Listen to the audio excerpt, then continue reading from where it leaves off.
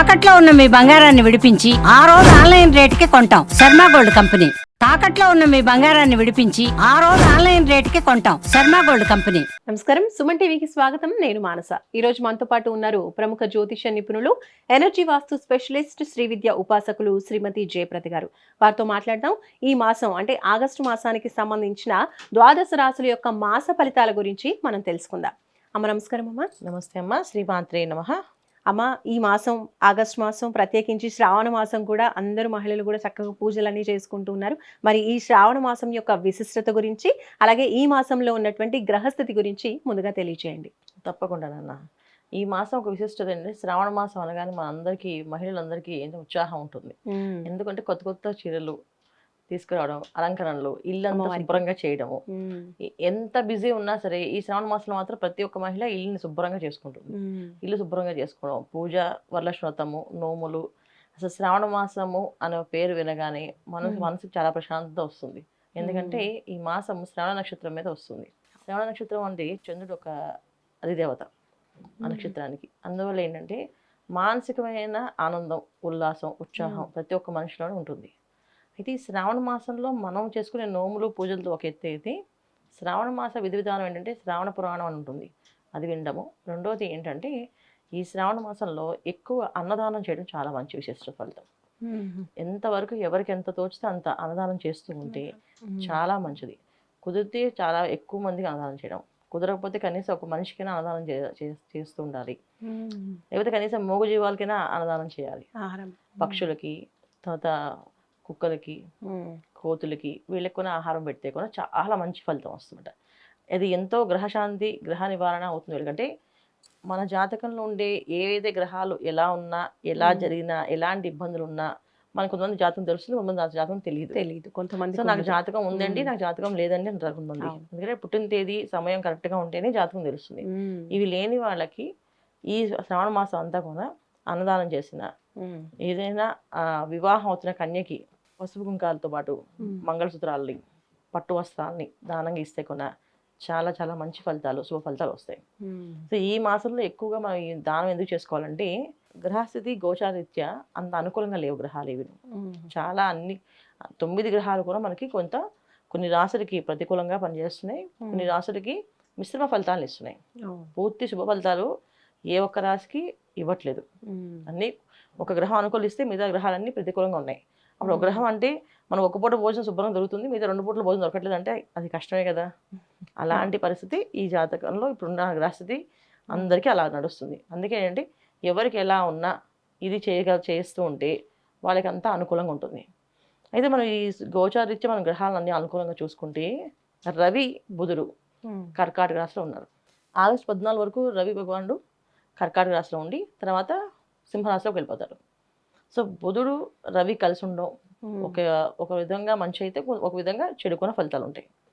అలాగే సింహరాశిలో కేతు ఉన్నాడు, అలాగే కన్యా రాశిలో కుజుడు ఉన్నాడు, అలాగే మనకి కుంభరాశిలో చూసుకుంటే రాహు ఉన్నాడు, మీన రాశిలో శనేశ్వరుడు వక్రించి ఉన్నాడు.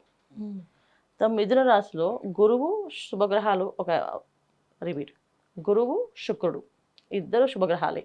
ఈ 2 గ్రహాలు కలయిక ఉంది.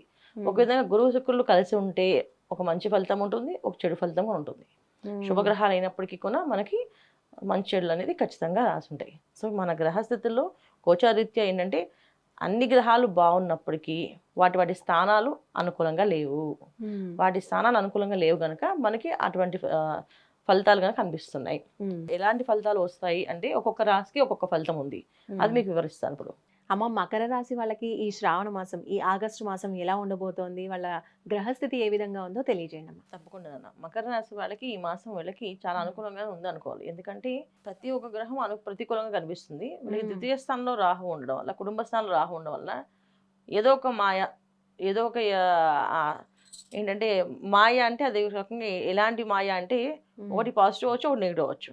ఒక భయభ్రాంతులు గురై ఆ పని చేయకుండా ఉండిపోవడం, లేదు నాకు ధైర్యం ఇచ్చారు, మా ఇంట్లో వాళ్ళు సపోర్ట్ చేస్తున్నారు, చేసేస్తాను అని చెప్పి ధైర్యంగా దూకడం.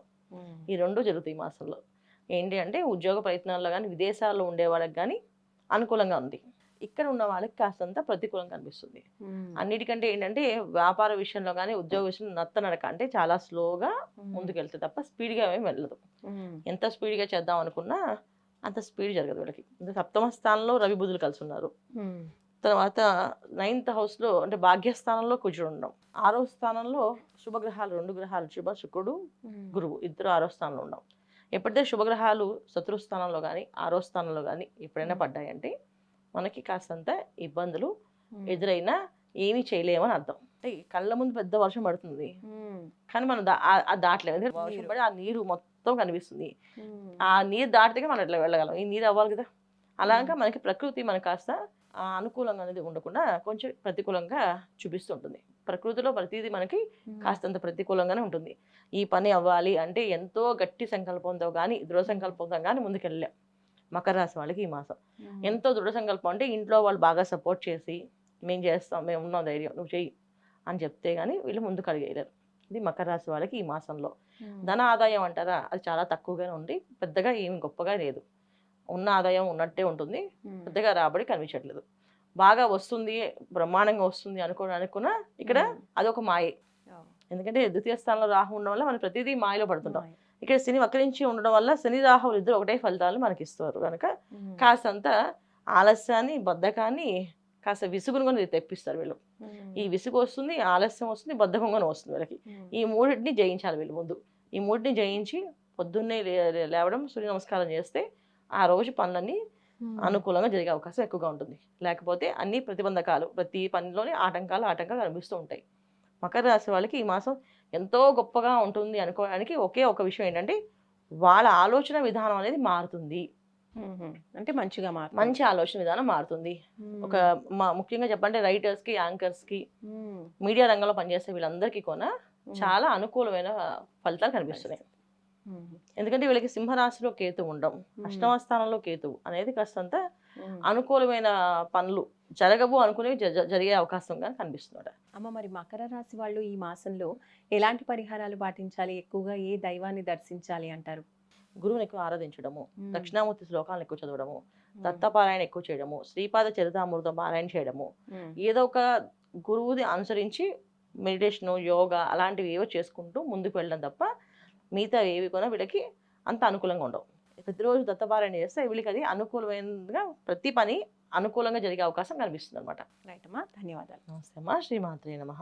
చూసారు కదండి, ఇది మకర రాశి యొక్క ఆగస్టు మాస ఫలితాలు, పాటించవలసిన పరిహారాలు. చూస్తూనే ఉండండి సుమన్ టీవీ. నమస్కారం.